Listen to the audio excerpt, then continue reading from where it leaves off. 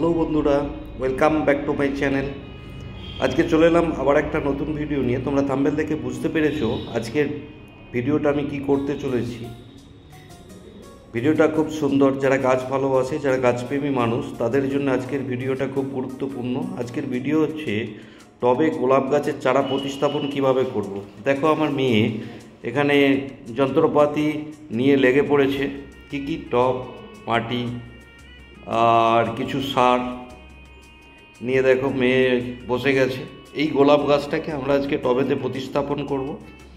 তার আগে বন্ধুরা বলে দিই, এই আমার আগের ভিডিওতে যে বন্ধু প্রথম কমেন্ট করেছে সে বন্ধুর নাম নতুন চ্যালেঞ্জ ইউটিউব।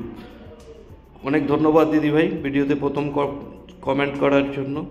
নেক্সট, আগের ভিডিওতে আমার যে কমেন্টগুলো সবথেকে বেশি ভালো লেগেছে তাদের নামগুলো আমি ঘোষণা করছি। প্রথমেই আছে পিঙ্কি দিদিভাই, তারপর পূজা পার্থ ক্রিয়েশন দিদিভাই, তারপর পিঙ্কি অফিসিয়াল আর পূর্ণিমা দাস ইউটিউব। এই চারটে দিদিভাই খুব সুন্দর কমেন্ট করেছে, এদের জন্য এনাদেরকে অসংখ্য ধন্যবাদ। আচ্ছা দেখো বন্ধুরা, আমার যে গাছটি ছোট পটে ছিল, সে প্লাস্টিক প্যাকেটটা গাছটা থেকে ওপেন করে নিলাম। আচ্ছা, এরপর গাছের গোড়ায় যে আগাছাগুলো হয়েছিল সেই আগাছাগুলোকে পরিষ্কার করে নিচ্ছি, কারণ এই আগাছাগুলো আমি কিছুদিন পরিষ্কার করিনি, তার ফলে এই আগাছাগুলো হয়েছিল। এই আগাছাগুলো পরিষ্কার করার পর এই মাটিটাকে আমি একটু কম করে নেবো, মাটিটার চারদিক থেকে একটু মাটিটাকে ঝরিয়ে নেবো।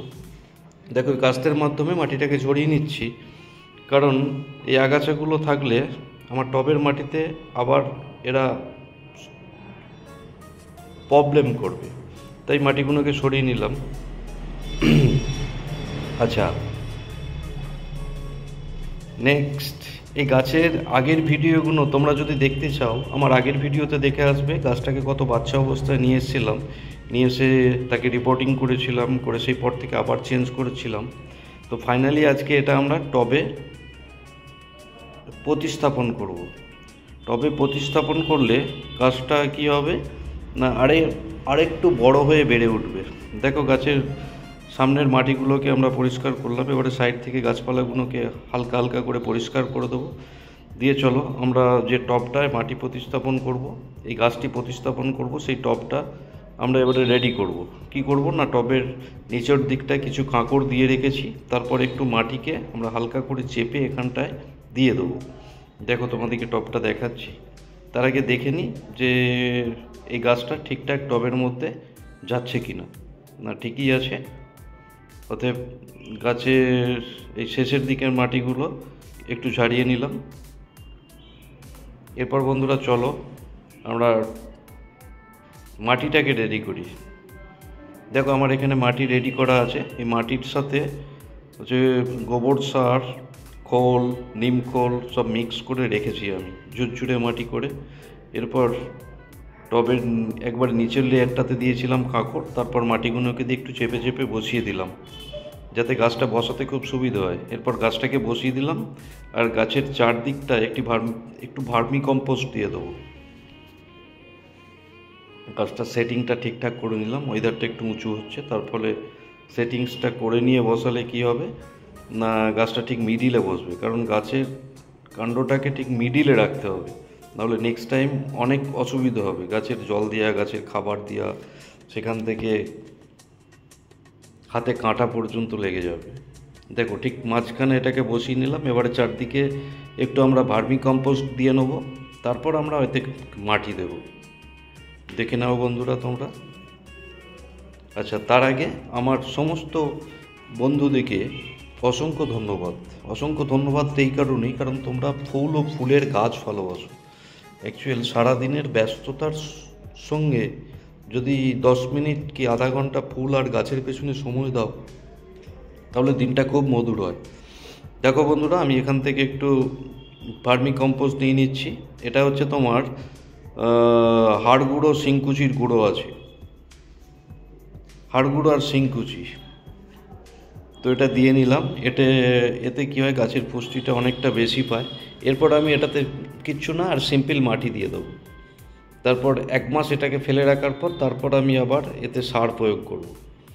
নেক্সট তোমরা দেখে নাও। এরপর ঠিক মাঝখানে বসিয়ে নিয়ে চারদিকটার মাটিগুলোকে তোমার একটু টিপে টিপে দিতে হবে, নাহলে সেই গাছটার এক সাইডে হয়ে যাবে। চারদিকটার মাটিগুলোকে টিপে টিপে দিতে হবে।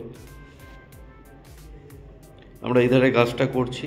আর তার আগে বন্ধুরা, তোমরা সকলে আমার ভিডিও যারা যারা দেখো তাদেরকে অসংখ্য ধন্যবাদ। যারা এখনও দেখো নাই, গাছ এখনও বাড়িতে প্রতিস্থাপন করো নাই, তাদেরকে বলবো তোমরা বাড়িতে গাছ লাগাও, কারণ গাছই মানুষের জীবন।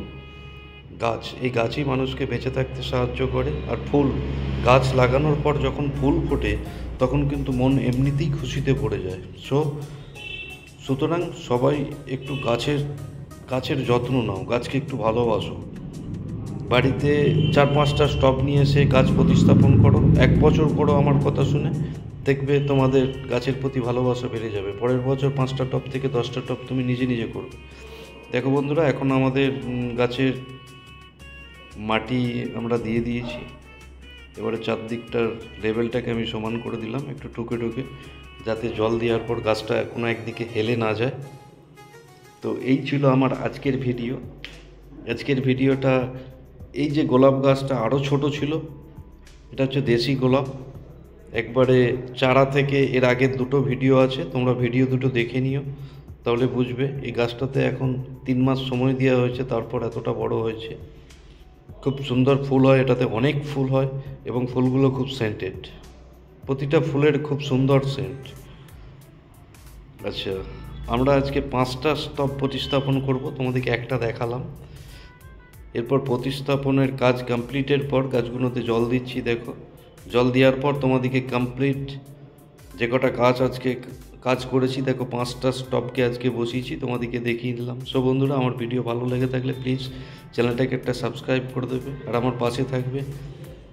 আমার পাশে থাকলে তোমাদেরও বন্ধুর সংখ্যা দিন দিন বাড়তে থাকবে। টাটা, আজকে এখান পর্যন্ত। বাই বাই, সবাই ভালো থেকো।